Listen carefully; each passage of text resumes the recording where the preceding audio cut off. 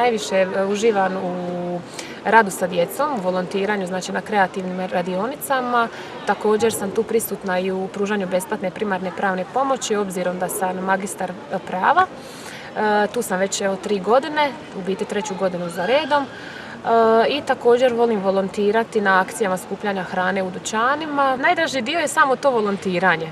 Znači tipa na kreativnim radionicama kada s djecom izrađujemo određene ili predmete ili kad crtamo ili kad šivamo ili kad bilo što da radimo. Također u pružanju besplatne primarne pravne pomoći kad rješavamo konkretno neki problem, kad imamo nešto onako ili zeznuto ili nešto što ne znamo ni ja ni pravnica riješiti, pa onda tražimo i pomoć, tako da puno toga naučimo kroz to. Razne prilike i za posao.